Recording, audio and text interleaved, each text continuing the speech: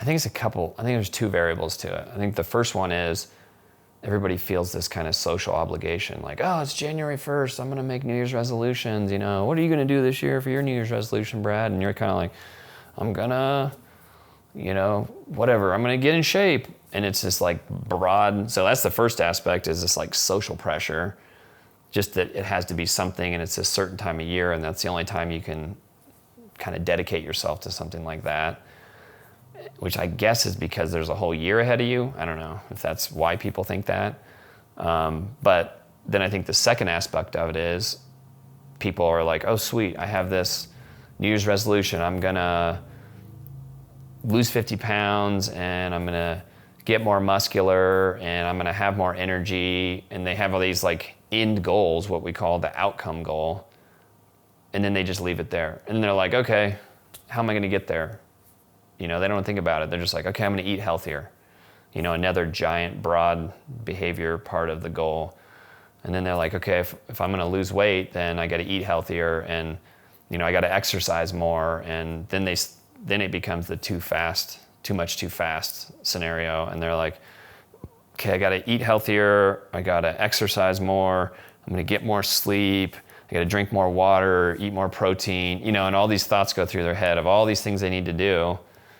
But they haven't really figured out, like, okay, here's my outcome goal. How do I work backwards from that? What are the kind of keystone or the biggest habits that I can address first? And what are the behaviors that will help me address those?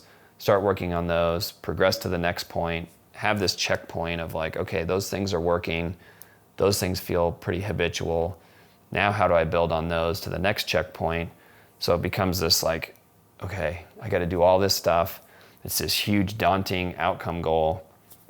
And after 2 or 3 weeks of trying to change everything at once, they're completely exhausted, or one little thing derails them, like, the kids got sick, or something happened at work and I had to finish this project and it was 3 days of working late, and so I haven't worked out, and I had to eat Chick-fil-A 3 nights in a row because I hadn't planned anything. And then they're just like, I'm just going to, I'm not going to work out this weekend, and then I'll start next week. And I'll start the following week. And then it's just that one little thing derails them from the goal. And it's like, okay, not only did they not have a system to work towards the outcome goal, the smallest little thing kicks them back into their old habits and behaviors, and they're just right back where they were. And that's why all the studies look at it like, usually by the 21st or the 28th of January, people are like, yep, it's gone, and that's where all the big, places like Define Fitness, and they cash in on all that. People get memberships and they're, I'm going to make this 1-year commitment, and then they stop going by the end of January or February, and then they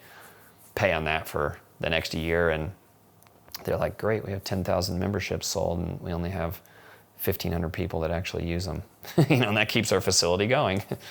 Because if we had 10,000 people coming in every week, it would, shut the place down and wear all the equipment out. And so, but yeah, that's, kind of that 2-pronged thing I think goes on with people.